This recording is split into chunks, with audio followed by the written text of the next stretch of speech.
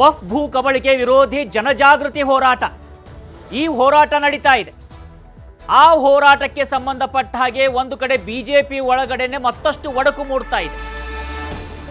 ವಕ್ಫ್ ಭೂ ಕಬಳಿಕೆ ವಿರೋಧಿ ಜನಜಾಗೃತಿ ಹೋರಾಟವನ್ನು ನಡೆಸಲಾಗ್ತಾ ಇದೆ ಯತ್ನಾಳ್ ನೇತೃತ್ವದಲ್ಲಿ. ಜನಜಾಗೃತಿ ಸಮಾವೇಶಕ್ಕೂ ಮೊದಲು ಗ್ರಾಮಸ್ಥರನ್ನ ಭೇಟಿ ಮಾಡಲಾಗಿದೆ. ಪ್ರತ್ಯೇಕ ಹೋರಾಟಕ್ಕೆ ಬಿಜೆಪಿ ಕಾರ್ಯಕರ್ತರು ಆಕ್ರೋಶವನ್ನು ಹೊರಹಾಕಿದ್ದಾರೆ. ಪ್ರತ್ಯೇಕ ಹೋರಾಟವನ್ನ ಯಾಕೆ ಮಾಡ್ತೀರಿ ಅಂತ ಪ್ರಶ್ನೆ ಮಾಡಿದ್ದಾರೆ. ವಿಜಯೇಂದ್ರ ಹಾಗೂ ಸ್ಥಳೀಯ ಶಾಸಕರ ಫೋಟೋ ಇಲ್ಲ, ಕಾರ್ಯಕರ್ತರಲ್ಲಿ ಗೊಂದಲವನ್ನ ಮೂಡಿಸ್ತಾ ಇದ್ದೀರಿ ಅಂತ ಕಿಡಿಯನ್ನ ಕಾರಿದ್ದಾರೆ ಬಿಜೆಪಿ ಕಾರ್ಯಕರ್ತರು. ಕೂಡಲೇ ಯತ್ನಾಳ್ ಅವರನ್ನ ಪಕ್ಷದಿಂದ ಉಚ್ಚಾಟನೆ ಮಾಡಿ ಅಂತ ಕೂಡ ಆಗ್ರಹವನ್ನ ಮಾಡ್ತಾ ಇದ್ದಾರೆ. ಬಿಜೆಪಿ ಕಾರ್ಯಕರ್ತರ ವಿರುದ್ಧ ಗ್ರಾಮಸ್ಥರು ಮತ್ತೊಂದು ಕಡೆ ಸಿಡಿಮಿಡಿಗೊಂಡಿದ್ದಾರೆ. ವಕ್ಫ್ ವಿರುದ್ಧ ಹೋರಾಟವನ್ನ ಮಾಡಲಾಗ್ತಾ ಇದೆ, ಅಡ್ಡಿ ಯಾಕೆ ಮಾಡ್ತೀರಿ ಅಂತ ಮರುಪ್ರಶ್ನೆಯನ್ನ ಗ್ರಾಮಸ್ಥರೇ ಹಾಕಿದ್ದಾರೆ ಬಿಜೆಪಿ ಕಾರ್ಯಕರ್ತರಿಗೆ. ಧರ್ಮಾಪುರ ಗ್ರಾಮದಲ್ಲಿ ಕೈ ಮಿಲಾಯಿಸುವ ಹಂತಕ್ಕೆ ಹೋಗಿದ್ದಾರೆ. ಕೈಯನ್ನ ಮಿಲಾಯಿಸಿದ್ದಾರೆ ಜನತೆ. ಆ ಬಳಿಕ ಬೀದರ್ನಲ್ಲಿ ಜನಜಾಗೃತಿ ವೇದಿಕೆಗೆ ಆಗಮಿಸಿದ್ದಾರೆ ಯತ್ನಾಳ್. ಒಂದು ಕಡೆ ಬಿಜೆಪಿ ಕಾರ್ಯಕರ್ತರು ಸಿಡಿಮಿಡಿ, ಮತ್ತೊಂದು ಕಡೆ ಗ್ರಾಮಸ್ಥರೇ ಬಿಜೆಪಿ ಕಾರ್ಯಕರ್ತರ ವಿರುದ್ಧ ಸಿಡಿಮಿಡಿಗೊಂಡಿರುವಂತದ್ದು ದೃಶ್ಯದಲ್ಲಿ ನೋಡ್ತಾ ಇದ್ದೀವಿ. ವಕ್ಫ್ ಭೂ ಕಬಳಿಕೆ ವಿರೋಧಿ ಜನಜಾಗೃತಿ ವಿಚಾರಕ್ಕೆ ಸಂಬಂಧಪಟ್ಟ ಹಾಗೆ ಬಿಜೆಪಿ ಕಾರ್ಯಕರ್ತರು ಮತ್ತು ಗ್ರಾಮಸ್ಥರ ನಡುವೆ ನಡೆದಿರ್ತಕ್ಕಂಥ ಸಿಡಿಮಿಡಿ, ಕೈಯನ್ನ ಕೂಡ ಮಿಲಾಯಿಸಲಾಗಿದೆ. ಒಂದು ಕಡೆ ಇದು ನಡೀತಾ ಇದ್ರೆ ಮತ್ತೊಂದು ಕಡೆ ಜನಜಾಗೃತಿ ವೇದಿಕೆಗೆ ಯತ್ನಾಳ್ ಆಗಮಿಸಿದ್ದಾರೆ. ಅವರ ಜೊತೆಯಲ್ಲಿ ಅವರ ಟೀಮ್ ಕೂಡ ಇದೆ. ಬಿಜೆಪಿ ಮುಖಂಡ ಪ್ರಕಾಶ್ ಖಂಡ್ರೆ, ಮಾಜಿ ಸಚಿವ ರಮೇಶ್ ಜಾರಕಿಹೊಳಿ, ಅರವಿಂದ್ ಲಿಂಬಾವಳಿ, ಕುಮಾರ ಬಂಗಾರಪ್ಪ ಸೇರಿದಂತೆ ಹಲವು ನಾಯಕರು, ಜೊತೆಗೆ ವಿವಿಧ ಹಿಂದೂ ಪರ ಸಂಘಟನೆಗಳ ಮುಖಂಡರು, ರೈತ ಮುಖಂಡರು ಕೂಡ ಈ ಹೋರಾಟದಲ್ಲಿ ಭಾಗಿಯಾಗಿದ್ದಾರೆ ಯತ್ನಾಳ್ ಅವರ ಜೊತೆಯಲ್ಲಿ. ಏನು ಮುಂಡಮೋಜ 100 ಜನ ಇಲ್ಲ ಪಾಪ ಅವರು. ಯಾವುದೇ ಮಾಹಿತಿ ಇಲ್ಲದೆ ನಮ್ಮ ಕ್ಷೇತ್ರದ ಬಂದ ಗೊಂದಲ ಸೃಷ್ಟಿ ಮಾಡ್ತಾ ಇದ್ದಾರಾ? ವಿಷಯ ಒಳ್ಳೆದಿದೆ, ಅದು ನೀವು ಬಂದಿದ್ದ ತರೀಕಾ ರಾಂಗ್ ಇದೆ. ಭಾರತೀಯ ಜನತಾ ಪಕ್ಷ ಒಂದು ಶಿಷ್ಟ ಪಕ್ಷ. ಇಲ್ಲಿ ಶಿಷ್ಟಾಚಾರ ಉಲ್ಲಂಘನೆ ಆದ್ರೆ ಯಾರು ತಡೆಯಕ್ಕಾಗಲ್ಲ. ನಾವು ಕೂಡ ಬಂದಿದ್ದೀವಿ. ನಾವು ಕೂಡ ನಮ್ಮ ಬಸವ ಪಾಟೀಲ್ ಯತ್ನಾಳ್ ಅವರೇ, ನೀವು ಜಿಲ್ಲಾ ಕಮಿಟಿಯಿಂದ ಜಿಲ್ಲಾಧ್ಯಕ್ಷರ ಆದೇಶ ಮೇರೆಗೆ, ರಾಜ್ಯಾಧ್ಯಕ್ಷರ ಆದೇಶ ಮೇರೆಗೆ ನೀವೇನು ಬಂದಿಲ್ಲ ಸಮೀಕ್ಷೆ ಮಾಡ್ತಿದ್ದೀರಿ ಅಂದ್ರೆ ಇವತ್ತಿನ ದಿನ ಇಲ್ಲಿ ವಾತಾವರಣ ಬೇರೆ ಆಗ್ತಿತ್ತು. ಸಿದ್ದರಾಮಯ್ಯನ ಮೂರ್ತಿ ಇಲ್ಲಿ ಪ್ರಕೃತಿ ದಹನ ಮಾಡ್ತಿದ್ದೀವಿ. ಮನಮೋಹನ್ ಸಿಂಗ್ ಅವರಿಗೆ ಕೆಟ್ಟ ಅಧಿಕಾರ ಕೊಟ್ಬಿಟ್ಟಾರೆ. ನೋಡ್ರಿ, ಇವತ್ತು ವಿಠ್ಠಲ ರುಕ್ಮಿಣಿ ಗುಡಿನೂ ವಕಫ್ ಗುಡಿ, ಪಾಪ ಪಾವನ ದೇವಸ್ಥಾನನು ವಕಫ್, ಸರ್ಕಾರಿ ಕಟ್ಟಡ. ಇಲ್ಲಿರುವಂತ ಮುಸಲ್ಮಾನರು ನಾವು ಗೋ ಪೂಜೆ ಮಾಡೋದಿಲ್ಲ, ನಾವು ಗೋ ಮಾಸ ತಿನ್ನೋದೀವಿ, ಗೋಮೂತ್ರ ಕುಡಿಯೋರು ಕೂಡ ನಾವು ಇರುವುದಿಲ್ಲ ಅಂತ ಹೇಳ್ತಿದ್ರು. ಭಾರತ ಪಾಕಿಸ್ತಾನ ತ್ಯಾಗ ಮಾಡೋದು ಡಿಸೈಡ್ ಆದ್ಮ್ಯಾಗ ಮರುದಿವ್ಸನೇ ಇಲ್ಲ ನಾವು ಭಾರತದಲ್ಲಿ ಇರ್ತೀವಿ, ನಾವು ಹಣತಂಬರಂಗ್ ಇರ್ತೀವಿ, ನಾವು ಬಹಳ ಚಂದ ಇರ್ತೀವಿ ಅಂತೇಳಿ ಇದು ನನಗೆ ಬಹಳ ಆಶ್ಚರ್ಯ ಆಗಿತ್ತು. ಸರ್ದಾರ್ ವಲ್ಲಭಾಯ್ ಪಟೇಲ್ ಹೇಳಿದ್ರು. ದುರ್ದೈವ ಈ ದೇಶದ್ದು ಸರ್ದಾರ್ ವಲ್ಲಭಾಯ್ ಪಟೇಲ್ ಪ್ರಧಾನಮಂತ್ರಿ ಆಗ್ಬೇಕಾಗಿತ್ತು. ಈ ಅಯೋಧ್ಯ ನೆಹರು ಆಗಿದ್ದರ ಪರಿಣಾಮ ಕಾಶ್ಮೀರ 370 ವಕಫ್ ಕಾನೂನು ತಂದ್ರೆ ನೆಹರು. ಅದು ಎಷ್ಟು ಗೌರವಂತಂದ್ರೆ ಇಂದಿರಾ ಗಾಂಧಿ ಅಮೆಂಡ್ಮೆಂಟ್ ಮಾಡಿದ್ರು, ಒಂದು PV ನರಸಿಂಹ ಅಮೆಂಡ್ಮೆಂಟ್ ಮಾಡಿದ್ರು. ಮನಮೋಹನ್ ಸಿಂಗ್ ಅಂತೂ ತೀರಾ ನೀಚ ಕೆಲಸ ಮಾಡಿ ಹೋದ ಕೊನೆಯ ದಿವಸಗಳಲ್ಲಿ. ಏನಪ್ಪಾ ಅಂದ್ರೆ ಟ್ರಿಬ್ಯುನಲ್ ನೇಮಿಸಿ ನಮ್ಮ ಬಂಡೆಪ್ಪ.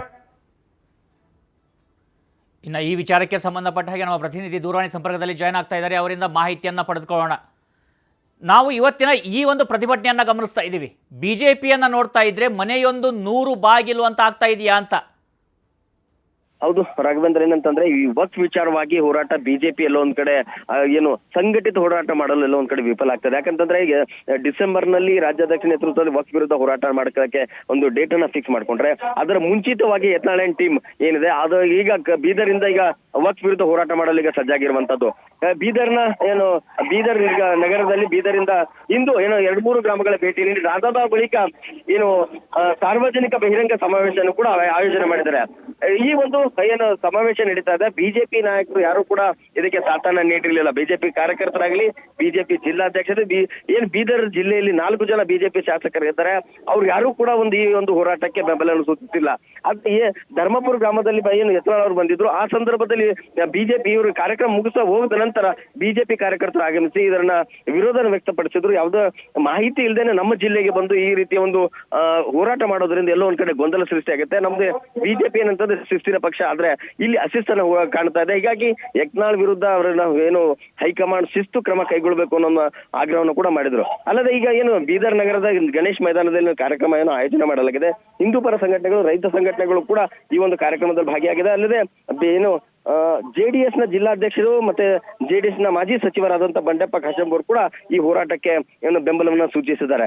ಆದ್ರೆ ಬಿಜೆಪಿ ನಾಯಕರು ಎಲ್ಲೂ ಒಂದ್ ಕಡೆ ಇವರನ್ನ ಈ ಒಂದು ಯತ್ನಾಳ್ ಟೀಮ್ ಏನಿದ್ದಾರೆ ಇವರಿಗೆ ಯಾವುದೇ ರೀತಿಯ ಒಂದು ಸಪೋರ್ಟ್ ಅನ್ನು ಮಾಡಿಲ್ಲ. ಹಾಗಾಗಿ ಈ ಒಂದು ಕಾರ್ಯಕ್ರಮಕ್ಕೂ ಕೂಡ 4 ಜನ ಶಾಸಕರು ಮುಖ್ಯವಾದಂತ ಪ್ರಶ್ನೆ ಮೂಡ್ತಾ ಇರೋದೇ ಇಲ್ಲಿ. ಯಾಕಂದ್ರೆ ಈಗ ಯತ್ನಾಳ್ ಒಂದು ಕಡೆಯಿಂದ ಅವರು ಹೋರಾಟವನ್ನ ಮಾಡ್ತೀನಿ ಅಂತ ಹೇಳ್ತಾ ಇದ್ರು ಕೂಡ ಪಕ್ಷದ ನೆಲೆಗಟ್ಟಿನಲ್ಲಿ ಅಥವಾ ಪಕ್ಷದನ್ನ ಒಳಗೊಂಡು ಹೋರಾಟವನ್ನ ಮಾಡ್ತಿಲ್ಲ, ಬದಲಾಗಿ ತಮ್ಮ ವೈಯಕ್ತಿಕ ಹಿತಾಸಕ್ತಿಗಾಗಿ ಹೋರಾಟ ಮಾಡ್ತಿದ್ದಾರೆ ಅಂತ ಹೇಳಿ ಈಗ ಅಲ್ಲಿ ಇರ್ತಕ್ಕಂಥ ಬಿಜೆಪಿ ಕಾರ್ಯಕರ್ತರು ಕೂಡ ಆಕ್ರೋಶವನ್ನ ವ್ಯಕ್ತಪಡಿಸ್ತಾ ಇದ್ದಾರೆ. ಹಾಗಿದ್ರೆ ಇದರಿಂದ ಕೊನೆಗೆ ಯಾರು ಲಾಭ ಆಗುತ್ತೆ ಅಂತ, ಕೊನೆ ಪಕ್ಷ ಅಲ್ಲಿ ಭೂಮಿಯನ್ನು ಕಳೆದುಕೊಂಡಂತ ರೈತರಿಗಾಗತ್ತಾ ಅಥವಾ ಪಕ್ಷಕ್ಕಾಗತ್ತಾ ಅಥವಾ ಯತ್ನಾಳ್ ಅವ್ರಿಗಾಗತ್ತಾ? ಇದು ಎಲ್ಲೋ ಒಂದ್ ಕಡೆ ಬಿಜೆಪಿ ಇಲ್ಲಿ ಏನು ನಾಯಕನ ಪಟ್ಟಕ್ಕಾಗಿ ಗುದ್ದಾಟ ನಡೀತಾ ಇದೆ ಅಂತ ಹೇಳ್ಬೋದು ರಾಘವೇಂದ್ರ ಗುಡಿ. ಯಾಕಂತಂದ್ರೆ ಯಾರು ಅಂದ್ರೆ ಈ ಜಿಲ್ಲಾ ಏನು ರಾಜ್ಯಾಧ್ಯಕ್ಷರ ವಿಜೇಂದ್ರ ಆದಾಗಿಂದಲೂ ಕೂಡ ಯತ್ನಾಳ್ ಅವರ ವಿರೋಧನ ವ್ಯಕ್ತಪಡಿಸ್ತಾ ಬಂದಿದ್ರು. ಹಾಗಾಗಿ ಅವರ ನೇತೃತ್ವದಲ್ಲಿ ನಾವು ಅವರನ್ನ ರಾಜ್ಯಾಧ್ಯಕ್ಷರನ್ನ ಒಪ್ಕೊಳ್ಳೋಣ ಅನ್ನೋ ಮಾತು ಕೂಡ ಅವಾಗಿಂದಲೂ ಕೂಡ ಹೋರಾಟನ ಮಾಡ್ತಾ ಬಂದಿದ್ದಾರೆ.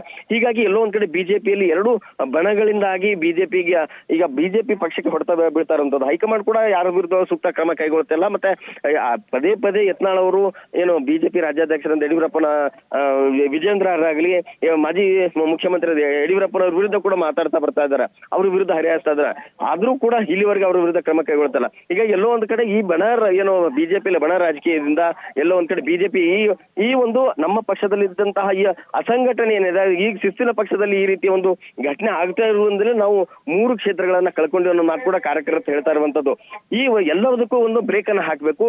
ಇವರು ಪ್ರತ್ಯೇಕವಾಗಿ ಯಾಕೆ ಪಕ್ಷದ ಏನೋ ಚಿಹ್ನೆಯನ್ನ ಬಳಸ್ಕೊಂಡು ಹಾಕ್ತಾ ಇದಾರೆ. ಹಾಗಾಗಿ ಅವರ ವಿರುದ್ಧ ಈಗ ಏನು ಬೀದರ್ನಲ್ಲಿ ಏನು ಫ್ಲೆಕ್ಸ್ ಗಳನ್ನ ಹಾಕಿದ್ರು, ಆ ಫ್ಲೆಕ್ಸ್ ಹಾಕಿದ್ದಕ್ಕೆ ಬೀದರ್ನಲ್ಲಿ ದೂರನ್ನು ಕೂಡ ದಾಖಲಿಸಿದ್ದಾರೆ. ಯಾರೋ ಅನಾಮಧೇಯ ವ್ಯಕ್ತಿಗಳು ನಮ್ಮ ಪಕ್ಷದ ಏನು ಚಿಹ್ನೆಯನ್ನ ಬಳಸಿ ಈ ರೀತಿ ಮಾಡ್ತಾ ಇದ್ದಾರೆ, ಅವರ ವಿರುದ್ಧ ಸೂಕ್ತ ಕ್ರಮ ಕೈಗೊಳ್ಳಬೇಕು ಅನ್ನೋದು ಕೂಡ ದೂರನ್ನ ಕೂಡ ನೀಡಿರುವಂತದ್ದು. ಎಲ್ಲೋ ಒಂದ್ ಕಡೆ ಬಿಜೆಪಿಯಲ್ಲಿ ಎಲ್ಲೋ ಬಣ ರಾಜಕೀಯದಿಂದ ಪಕ್ಷಕ್ಕೆ ಈ ಹಿನ್ನಡೆ ಆಗ್ತಾ ಇದೆ ಅನ್ನೋ ಒಂದು ಮಾತು ಕೂಡ ಕೇಳಿ ಬರ್ತಾ ಇದೆ. ಪಕ್ಷದ ಕಾರ್ಯಕರ್ತರಿಗೆ ಮತ್ತೆ ಪಕ್ಷದ ನಾಯಕರಿಗೆ ಎಲ್ಲೋ ಒಂದ್ ಕಡೆ ಅವ್ರ ಜೊತೆಲೆ ಕರ್ಕೊಂಡು ಹೋಗಲು ವಿಫಲ ಆಗ್ತಾ ಇದೆ ಅನ್ನೋ ಮಾತು ಕೂಡ ಕೇಳಿ ಬರ್ತಾ ಇರುವಂತದ್ದು. ರಾಘವೇಂದ್ರ, ಧನ್ಯವಾದಗಳು ಅರುಣ್ ಕುಮಾರ್ ನಿಮ್ಮೆಲ್ಲ ಮಾಹಿತಿಗೆ.